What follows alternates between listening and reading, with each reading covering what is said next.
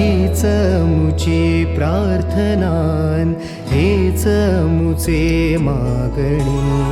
माणसाने माणसाशी माणसा सम वागणे.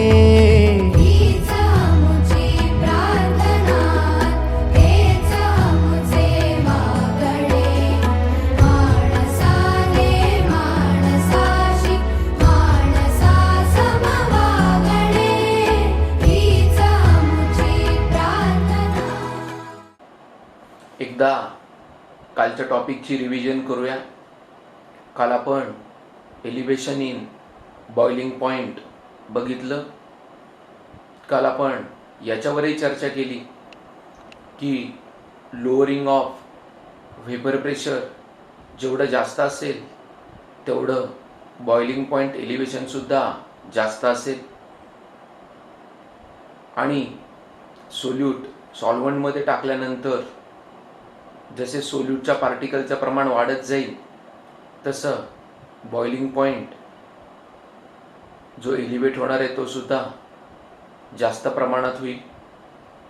आपण काल बॉइलिंग पॉइंट एलिव्हेशन ही कोलिगेटिव्ह प्रॉपर्टी आहे हे लक्षात घेऊन त्याचं रिलेशन कॉन्सन्ट्रेशन ऑफ सोल्यूट बरोबर दाखवण्याचा प्रयत्न केला. आपण सांगितलं elevation in boiling point is directly proportional to molality of solution. म्हणजे काय तर मोलॅलिटी ऑफ सोल्युशन वाढली म्हणजेच नंबर ऑफ सोल्यूट पार्टिकल वाढले तर बॉइलिंग पॉइंट एलिव्हेशन सुद्धा वाढेल. याचा एक्झॅक्ट अर्थ आता मी पुन्हा एकदा बोलतोय. मी सांगितलं की डेल्टा टीबी म्हणजे एलिव्हेशन इन बॉइलिंग पॉइंट आणि मोलॅलिटी ऑफ सोल्युशन हे डायरेक्टली प्रपोर्शनल आहेत. याचा अर्थ नंबर ऑफ सोल्यूट पार्टिकल वाढले तर बॉइलिंग पॉइंट एलिव्हेशन वाढणार आहे. बॉइलिंग पॉइंट वाढणार म्हणतोय का बॉइलिंग पॉइंट एलिव्हेशन वाढणार म्हणतोय तर बॉइलिंग पॉइंट एलिव्हेशन वाढणार म्हणतोय. इंडिव्हिज्युअल बॉइलिंग पॉइंट तर वाढणारच आहे पण डिफरन्स सुद्धा वाढणार आहे जर का नंबर ऑफ सोल्यूट पार्टिकल वाढले तर. म्हणजे प्युअर सॉल्व्हंट आणि सोल्युशन या दोघांच्या बॉइलिंग पॉइंट मध्ये जो डिफरन्स असणार आहे टी नॉट बी आणि टीबी, याच्यातला टीबी जास्त आहे आणि टी नॉट बी कमी आहे. आणि जेवढं मोलॅलिटी जास्त असेल तेवढी टीबीची व्हॅल्यू टी नॉट बी पेक्षा जास्त असेल एका पर्टिक्युलर सोल्यूट सॉल्व्हंट पेअर साठी. जसं सोल्यूटचं कॉन्सन्ट्रेशन वाढत जाईल तसा टीबी वाढत जाईल. टीबी वाढत गेला की पर्यायी डेल्टा टीबी पण वाढेल. म्हणजेच मोलॅलिटी आणि डेल्टा टीबी हे डायरेक्टली प्रपोर्शनल आहेत. प्रपोर्शनॅलिटी साइन काढण्यासाठी आपण प्रपोर्शनॅलिटी कॉन्स्टंट घेतला होता आणि त्या प्रपोर्शनॅलिटी कॉन्स्टंटला आपण म्हटलं होतं बॉइलिंग पॉइंट एलिव्हेशन कॉन्स्टंट किंवा मोलर एलिव्हेशन कॉन्स्टंट किंवा इबिलिओस्कोपिक कॉन्स्टंट अशी आपण केबीला वेगळी वेगळी नावं दिली होती. आता इबिलिओस्कोपिक कॉन्स्टंट केबी च युनिट बघूया. तत्पूर्वी मोलॅलिटीचं युनिट बघूया. आपल्याला सगळ्यांना माहिती आहे मोलॅलिटी बरोबर number of moles upon mass of solvent in kilogram. म्हणजे मोलॅलिटी बरोबर number of moles upon mass of solvent in kilogram. आपण number of moles of solute consider करतो.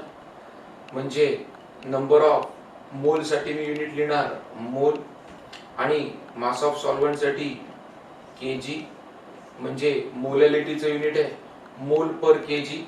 काही लोक मोलल असं सुद्धा म्हणतात, म्हणजे मोलॅलिटीचं युनिट आहे मोल पर केजी किंवा मोलर. मला आता केबीचं युनिट काढायचं आहे. KB is equal to delta TB upon small m म्हणजेच मोलॅलिटी. डेल्टा टीबी कॅपिटल टी लिहिलाय म्हणजे मी ऍब्सोल्यूट टेम्परेचर कन्सिडर करतो, आणि ऍब्सोल्यूट टेम्परेचर कन्सिडर केलं म्हणजे युनिट केल्विन आहे. म्हणजे या दोन टेम्परेचर मधला जो डिफरन्स आहे त्याचं युनिट सुद्धा केल्विनच येणार आहे. म्हणजे डेल्टा टीबीचं युनिट आहे केल्विन. मोलॅलिटीचं युनिट आपण इकडे काढलंय मोल पर केजी, म्हणजेच केबीचं जे युनिट आहे ते येणार आहे, काय येणार आहे ते केल्विन किलोग्रॅम पर मोल हे युनिट असणार आहे. कोणाचं? केबीचं. केबीचं म्हणजेच कोणाचं? मोलल एलिव्हेशन कॉन्स्टंट किंवा बॉइलिंग पॉइंट एलिव्हेशन कॉन्स्टंट किंवा इबिलिओस्कोपिक कॉन्स्टंट. पुन्हा एकदा बघूया. Boiling point elevation and concentration of solute. Boiling point elevation ला कोरिलेट केले आपण कॉन्सन्ट्रेशन ऑफ सोल्यूट बरोबर. Elevation in boiling point is directly proportional to molality of solution. Proportionality sign काढायला proportionality constant delta TB is equal to KB into molality. KB is boiling point elevation constant किंवा molal elevation constant किंवा ebullioscopic constant. केबीचं unit काढण्यासाठी पहिले मोलॅलिटीवर चर्चा केली. मोलॅलिटीचा formula लिहिला number of moles of solute upon mass of solvent in KG. Number of मोलचं unit mole, mass of solvent kilogram, म्हणजे मोलॅलिटीचं युनिट मोल पर केजी किंवा मोलल. आपण हे युनिट वापरणार आहे. केबी म्हणजे इबिलिओस्कोपिक कॉन्स्टंटचे युनिट काढण्यासाठी म्हणून मी तो फॉर्म्युला कन्सिडर केला. त्याच्यावरनं लिहिलं KB is equal to delta TB upon M, where M is molality. Don't forget that. परत सांगितलं कॅपिटल टी असं लिहिले म्हणजे मी ऍब्सोल्यूट टेम्परेचरचा विचार करतोय. ऍब्सोल्यूट टेम्परेचरचा विचार करतोय याचा अर्थ मी केल्विन युनिट कन्सिडर करणार आहे. आणि जर का मी केल्विन युनिट कन्सिडर करणार आहे तर या दोघांमधला जो डिफरन्स आहे तो केल्विन, दोघांमधला जो डिफरन्स आहे त्याचे युनिट सुद्धा केल्विन असणार आहे. म्हणून डेल्टा टीबीचं युनिट केल्विन लिहिलं, मोलॅलिटीचं युनिट मोल पर केजी लिहिलं, आणि केजी न्यूमरेटरला आल्यामुळे युनिट झाले केबीचं केल्विन किलोग्रॅम पर मोल. एकदा ऑब्झर्व करा. आता अजून एका महत्वाच्या कन्सेप्ट कडे जाऊया की elevation in boiling point he colligative property आहे आणि त्याचं कोरिलेशन कॉन्सन्ट्रेशन बरोबर दाखवण्याचा प्रयत्न आपण केला. पण प्रश्न हा उपस्थित होतो की सर तुम्ही मोलॅलिटी कन्सिडर केली, मोलॅरिटी का नाही? कारण मोलॅरिटी सुद्धा कॉन्सन्ट्रेशन ऑफ सोल्यूटच सांगते. या प्रश्नाचं उत्तर देण्यासाठी आपण काही बेसिक कन्सेप्टचा विचार करूया.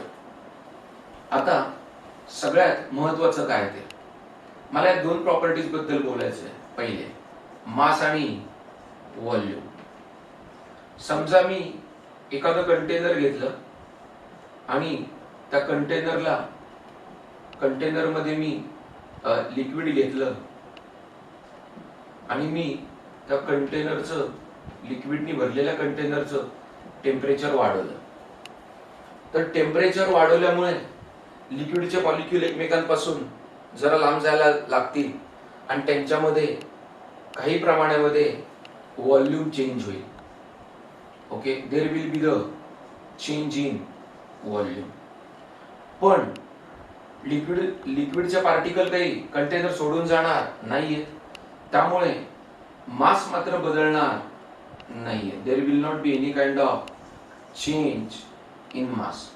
म्हणजे टेम्परेचर मधील बदलामुळे, नीट बघा, due to what, change in temperature, आपल्याला जो फरक बघायला मिळणार आहे that is with respect to volume and not with respect to what, मास.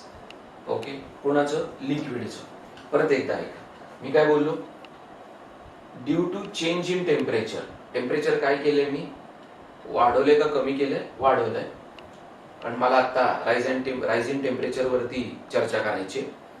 म्हणजे मी टेम्परेचर राईज केल्यामुळे लिक्विडचं व्हॉल्यूम वाढलंय किंवा व्हॉल्यूम मध्ये बदल होणार आहे, पण मास मध्ये बदल होणार नाहीये.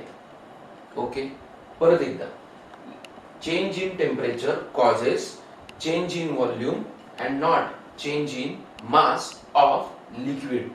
Okay, change in temperature causes change in volume and not change in mass of liquid. आता हे कशासाठी ते बघ.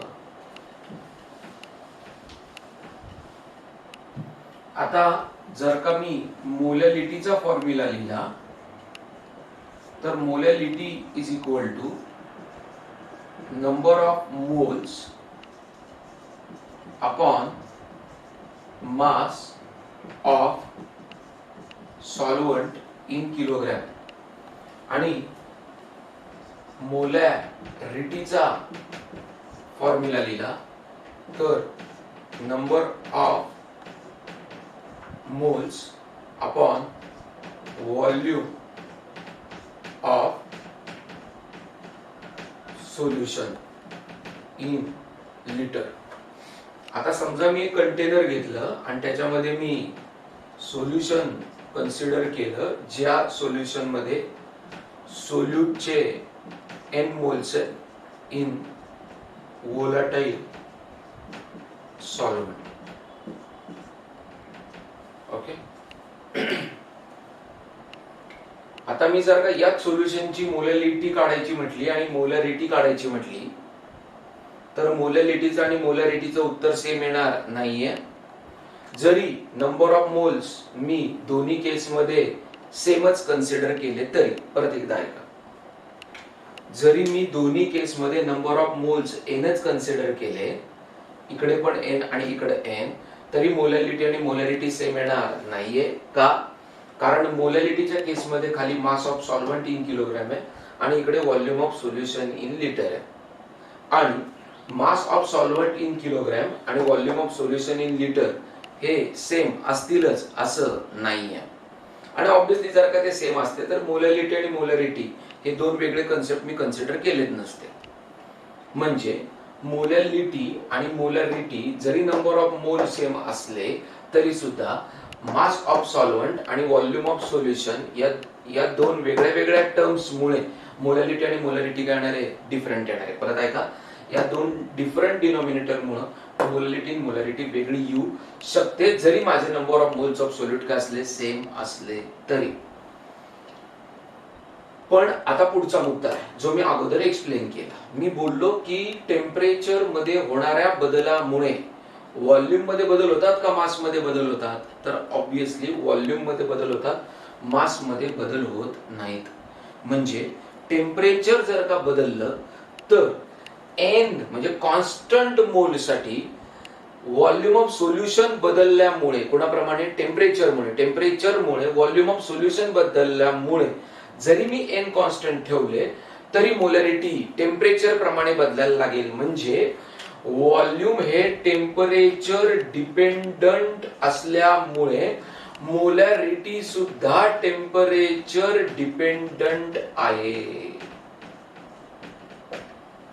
आणि मास हे टेम्परेचर इंडिपेंडंट असल्यामुळे मोलॅलिटी सुद्धा टेम्परेचर इंडिपेंडंट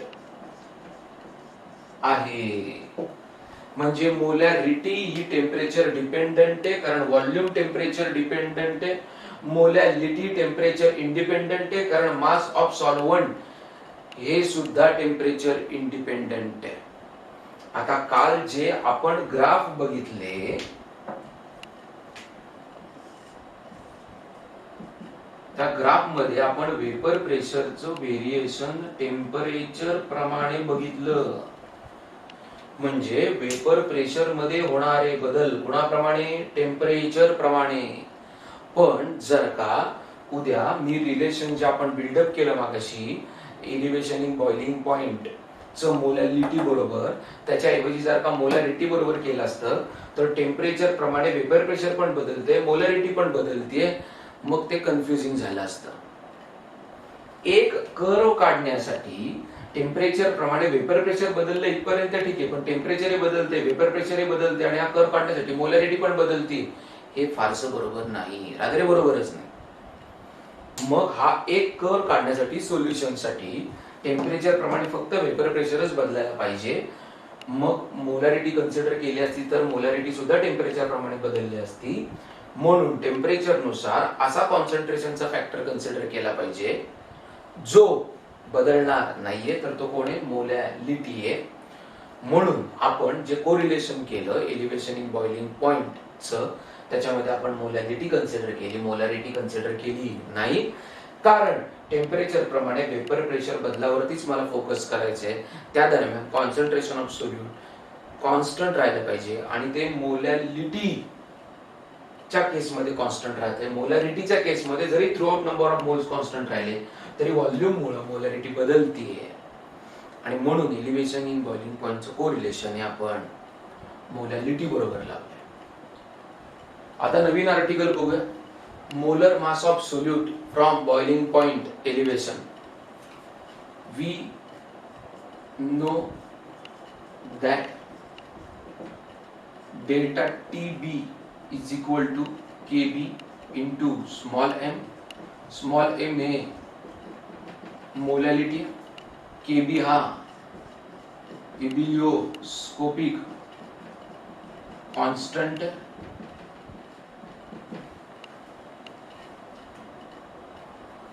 त्याचबरोबर डेल्टा TB हा एलिव्हेशन इन बॉइलिंग पॉइंट है किंवा बॉइलिंग पॉइंट एलिव्हेशन है, that is equal to TB minus T0B. TB is boiling point of solution आणि T0B boiling point of pure solvent है. हे सगळे नोटिफिकेशन झाले. एक गोष्ट अजून राहिली, केबी ची definition. What is KB? Okay, we will define KB. KB is delta TB. KB कोण आहे? Ebullioscopic constant is what? Elevation in boiling point किंवा बॉइलिंग पॉइंट एलिव्हेशन. कधी? जेव्हा मोलॅलिटी किती असेल? 1. म्हणजे KB is delta TB when molality is what? 1 molal. Okay, म्हणजे मी काय म्हणणार? Ebullioscopic constant is delta TB. What is delta TB? Elevation in boiling point. KB is elevation in boiling point when we have 1 molar solution. When we have what? 1 molar solution. When we have what? 1 molar solution. म्हणजे KB is delta TB. Ebullioscopic constant is what? Elevation in boiling point when we have what? 1 molar solution. When we have what? 1 molar solution. पण 1 molar अजून चांगलं काय सांगता येईल? तर molality is equal to what? Number of moles upon mass of solvent in what? KG. बरोबर, म्हणजे काय झालं? मोल पर केजी. म्हणजे एखादा अजून चांगलं काय डिफाइन करेल? KB is delta TB. KB is delta TB when 1 mole of solute is dissolved in 1 kg of solvent. बघा मी काय बोलतोय, 2 डेफिनेशन सांगितलं मी. एक डेफिनेशन काय सांगितली? सगळ्यात सोपी सांगितली एक डेफिनेशन. काय? KB is delta TB when I am considering what? 1 molar solution. ही सगळ्यात सोपी डेफिनेशन. अजून एक डेफिनेशन काय? KB is delta TB when 1 mole of solute is dissolved in 1 kilogram of solvent. परत एकदा ऐका. KB is delta TB when we are considering 1 molar solution. ही सोपी डेफिनेशन आहे. KB is delta TB when 1 mole of solute is dissolved in what? 1 kg of solvent. ही झाल्या दोन्ही इबिलिओस्कोपिक constant च्या definition. आता काढूया molar mass by using elevation in boiling point. सगळ्यांना symbol कळलेत आय थिंक. एकदा ऑब्झर्व करा म्हणजे आपल्याला डिराइव्ह करता येईल. Molar mass of solute from boiling point elevation काढायचे. आपल्याला माहिती आहे delta F is equal to K B into M, where M is molality of solution आणि मोलॅलिटी म्हणजे काय तर number of moles of solute upon mass of solvent in kilogram. आता number of moles of solute upon mass of solvent in kilogram आपल्याला molality देतं. Number of moles of solute N2 ने दाखवले आणि हे मास ऑफ सॉल्व्हंट आहे ना हे किलोग्रॅम मध्ये आहे. म्हणजे मी कन्सिडर केलं की W हे मास टेकन झालं, सॉल्व्हंट म्हणून 1 झालं, पण मी घेताना W1 काय घेतले किलोग्रॅम का ग्रॅम ग्रॅम. ओके, पण मला इथं किलोग्रॅम मध्ये टाकायचे म्हणजे मी कन्वर्ट करून घेणार. मी काय म्हणणार W1 इंटू 10⁻³ kg. ओके, हे शेवटी मी कसं वापरतोय ते बघू आपण. आता N2 म्हणजे कोण आहे नंबर ऑफ मोल्स आहे. नंबर ऑफ मोल्स बरोबर काय mass taken of solute upon molar mass of solute म्हणजेच W2 upon M2. W2 upon M2. आता W2 पण ग्रॅम मध्ये आणि M2 पण ग्रॅम मोल मध्ये, ग्रॅम पर मोल मध्ये मी कन्सिडर केले. त्यामुळे ग्रॅम ग्रॅम कॅन्सल झालेत आणि मला फक्त इथे युनिट मोल मिळाले. ओके, आणि आता मी मोलॅलिटीच्या फॉर्म्युल्यात पुट केले W2 अपॉन M2. याचं युनिट मोल आलं upon mass of solvent in KG म्हणजे काय W1 into 10⁻³ kilogram into 10⁻³ kilogram.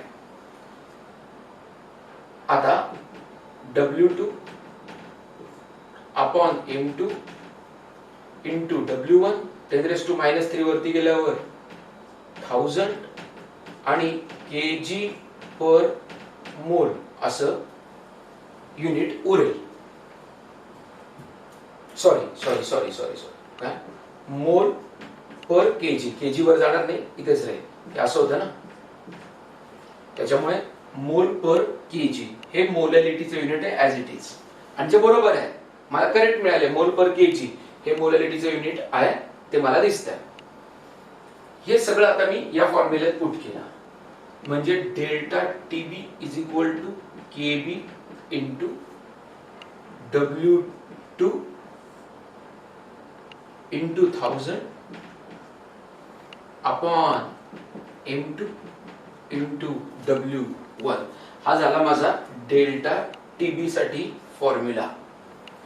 Okay, आता डेल्टा टीबीचं युनिट शेवटी का उरायला पाहिजे केल्विन. ते उरतंय का बघू. केबीचं युनिट काय इबिलियोस्कोपिक कॉन्स्टंटचं kelvin kilogram per mole. W ही जी सगळी क्वांटिटी होती या सगळ्या क्वांटिटीचं युनिट काय आलं मोल पर केजी मोल मोल कॅन्सल म्हणजे मला काय मिळालंय केल्विन. म्हणजे करेक्ट चाललंय. डेल्टा टीबीचं युनिट आहे केल्विनच आहे. Okay done. म्हणजे मी तयार केलेला फॉर्म्युला हा बरोबर आहे. पण मला काढायचंय मोलर मास साठी. एखादा म्हणेल अरे काय सोपं आहे आता M2 इकडे घे आणि झालं. मग उरलेला जो फॉर्म्युला असेल तो कोणासाठी असेल मोलर मास साठी असेल. पण तत्पूर्वी ही सगळं नीट आपण एकदा रिवाइज करू आणि मग मला मोलर मास काढताना ऍक्च्युअल प्रॉब्लेम मध्ये काय समस्या येणार आहेत त्याच्यावरती मी चर्चा करणार आहे. ओके, आता तूर्तता बघताना असं वाटेल की M2 इकडे न्यायचं आणि डेल्टा टीबी तसंच करायचं. पण युनिट मध्ये आपल्याला काय पद्धतीने काम करायचंय ते आपण बघूया. एक 2 मिनिटं रिवाइज करा प्लीज बघा. मोलर मास ऑफ सोल्यूट काढायचे फ्रॉम बॉइलिंग पॉइंट एलिव्हेशन. आपल्याला माहिती होतं delta TB is equal to KB into small M.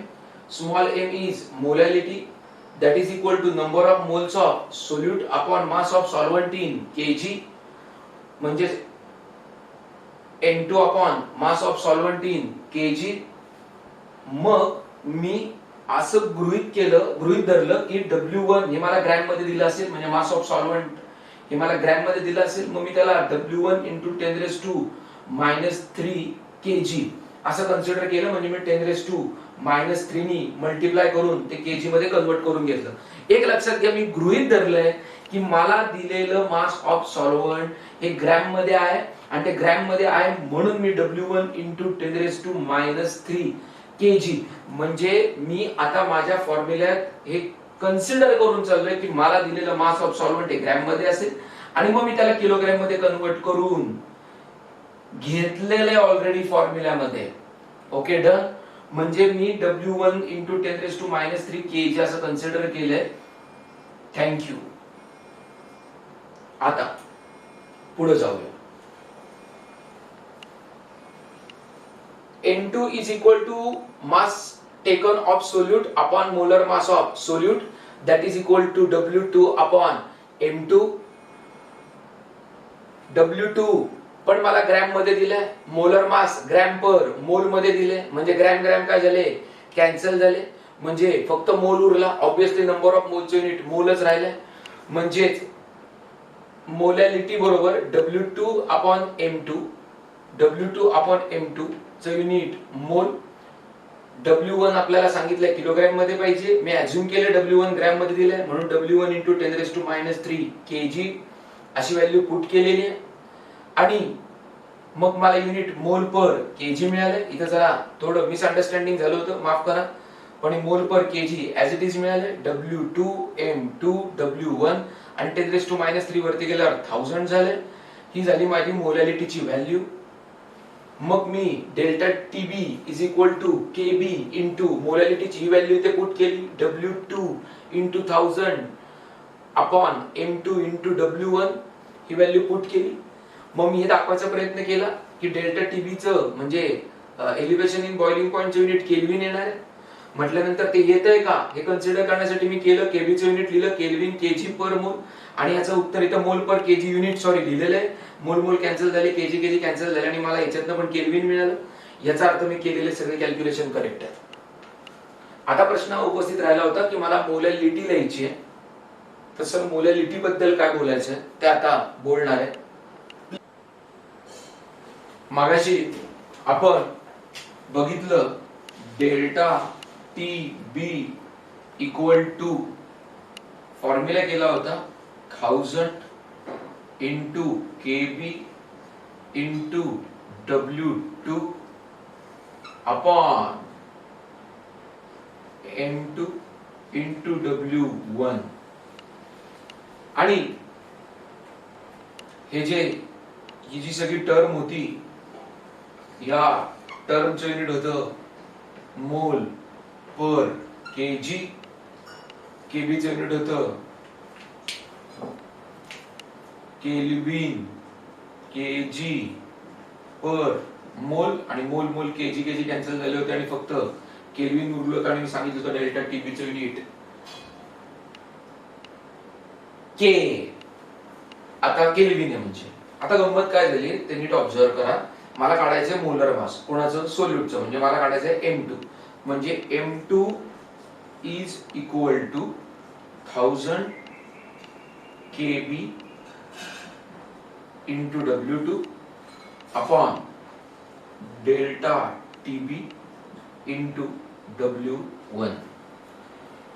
मला एकच गोष्ट निक्षून सांगायची आहे की जेव्हा मी मोलर मास काढत असेल प्रॉब्लेम मध्ये, आता प्रॉब्लेम बघायचा आपल्याला, जेव्हा आपण प्रॉब्लेम बघू तेव्हा एक गोष्ट लक्षात घ्या, जेव्हा आपल्याला मोलर मास काढायचंय त्यावेळेस, जेव्हा मोलर मास काढायचंय त्यावेळेस नीट लक्षात घ्या, जर का आपल्याला मास ऑफ सॉल्व्हंट इन सोल्युशन हे जर का ग्रॅम मध्ये दिलं असेल ना, तर मी त्याला ऑलरेडी 1000 ने ऍक्च्युली हा इथं होता तो 10⁻³ तो वरती आलाय. मी इथे मल्टिप्लाय 10⁻³ नी मल्टिप्लाय करून त्या ग्रॅमला किलोग्रॅम मध्ये केलेलं आहे. त्याच्यामुळे जे मी W1 त्यांनी जे मला देतील प्रॉब्लेम मध्ये गिवन म्हणून, ती value me as it is टाकायची आणि इथे काय लिहायचंय, किलोग्रॅम लिहायचंय. काय लिहायचंय, किलोग्रॅम.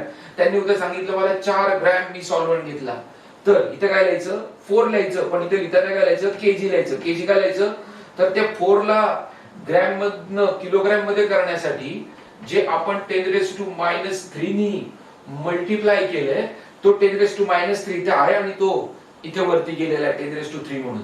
म्हणजे इथे W1 चे इथे मी केजी लिहिल. कधी, ज्या वेळेस मला मोलर मास काढायचं आहे तेव्हा. ही माझी सूचना कळली. तुम्ही W2 म्हणजे मास ऑफ सोल्यूट ला तुम्ही ग्रॅम मध्ये लिहा, नाहीतर किलोग्रॅम मध्ये लिहा, काही फरक पडत नाही. ओके. पण जर का तुम्ही इथे 1000 लिहिलं आणि इथला W1 जर का आपण ग्रॅम मध्ये लिहिला, तर म्हणजे 4 आणि ग्रॅम असं लिहिलं, तर सगळं युनिटचं कॅल्क्युलेशन चुकेल. मी परत एकदा सांगतोय, नीट ऐका. मी इथं 1000 नी मल्टिप्लाय केला. हा 1000 इथं येण्यामागचं सगळ्यात मोठं कारण आहे की हा 1000 ऍक्च्युअली इथे नाहीये, तर हा 10⁻³ आहे, हा 10⁻³ आहे आणि W1 × 10⁻³ याचा अर्थ मी W1 ग्रॅम मध्ये दिलाय असं अज्युम केलंय आणि ग्रॅम मध्ये दिल्यानंतर मी त्याचं कन्व्हर्जन केजी करूनच फॉर्म्युल्यात त्याला टाकलेलं आहे W1 ला, आणि म्हणून हा 10⁻³ म्हणजे 1000 इथे अपीयर झालेला आहे. म्हणजे सूचना एकच आहे, जर का आपल्या प्रॉब्लेम मध्ये W1 ग्रॅम मध्ये दिला असेल तर तो फॉर्म्युला जी ग्रॅम मधली मॅग्निट्यूड आहे तीच टाकावी व लिहिताना मात्र इथे किलोग्रॅम लिहावे. सूचना कळली. जर का W1 ग्रॅम मध्ये दिला असेल तर ती व्हॅल्यू ऍज इट इज फॉर्म्युल्यात पुट करावी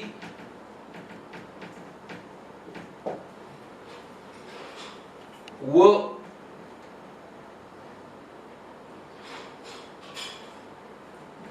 युनिट लिहिताना केजी लिहावे इथं. ओके. का केजी लिहावे ते मी सांगितलं. फॉर्म्युला W1 चं कन्व्हर्जन ग्रॅम मधून किलोग्रॅम मध्ये ऑलरेडी केलेलं आहे. आता एखादा याचा अर्थ मला म्हणेल, सर मग देतानाच मास ऑफ सॉल्व्हंट किलोग्रॅम मध्ये दिलं तर 1000 लिहू नका. Very good question. जर का W1 देतानाच किलोग्रॅम मध्ये दिला तर आपल्याला 1000 नी मल्टिप्लाय करायची गरज नाहीये. इथे फॉर्म्युल्यात ऑलरेडी तयारीनेच आपल्याला देऊन टाकले की W1 ग्रॅम मध्ये असेल तर त्याची मॅग्निट्यूड ऍज इट इज टाका. आम्ही किलोग्रॅम मध्ये कन्वर्ट केलंय. W2 बद्दल मी काय बोललो, जर का W2 ला एकतर ग्रॅम मध्ये ऍज इट इज ठेवा. जर का तुम्ही ग्रॅम मध्ये W ला ठेवलं नाही, तुम्ही किलोग्रॅम मध्ये कन्वर्ट केलं तरी काय हरकत नाही. शेवटी तुम्हाला परत ग्रॅम मध्ये कन्वर्ट करावं लागेल. पण तुम्ही इथे W1 ची व्हॅल्यू लिहून तिथं ग्रॅम लिहिलं तर सगळं चुकेल. ओके. म्हणजे काय करायचं कळलंय. इथे प्रॉब्लेम मध्ये ऑलरेडी अरेंजमेंट काय करायची ती कळली. नीट परत एकदा बघा. जर का W1 ग्रॅम मध्ये दिला असेल तर ती व्हॅल्यू ऍज इट इज फॉर्म्युल्यात पुट करावी व युनिट लिहिताना काय लिहावं, किलोग्रॅम लिहावं इथे. ओके. ही सूचना कळली माझी पहिली. दुसरी सूचना मी काय सांगितली, जर का W1 देतानाच किलोग्रॅम मध्ये दिला तर इथे 1000 नी मल्टिप्लाय करायची गरज नाहीये. इथे आयती व्हॅल्यू पुट करा. W2 बद्दल मी बोललो, मास ऑफ सोल्यूट जे आहे ते एकतर ग्रॅम मध्ये तरी घ्या. जरी तुम्ही ते किलोग्रॅम मध्ये घेतलं तरी काही हरकत नाही, शेवटी कन्वर्ट करावं लागेल. जर का तुम्ही W2 सुद्धा किलोग्रॅम मध्ये घेतलं तर. याचा अर्थ आज आपण delta TB is equal to KB into molality याच्यावरती डिटेल मध्ये चर्चा केली. KB चे युनिट काढलं, त्याचबरोबर KB ची डेफिनेशन बघितली. आपण molar mass of solute from boiling point elevation वर चर्चा केली. आणि फार महत्वाची गोष्ट आता मी शेवटी सांगितली, उद्याच्या लेक्चरमध्ये आपण प्रॉब्लेम बघणार आहोत जे एलिव्हेशन ऑफ बॉइलिंग पॉइंटवर डिपेंड असतील. उद्या भेटूया.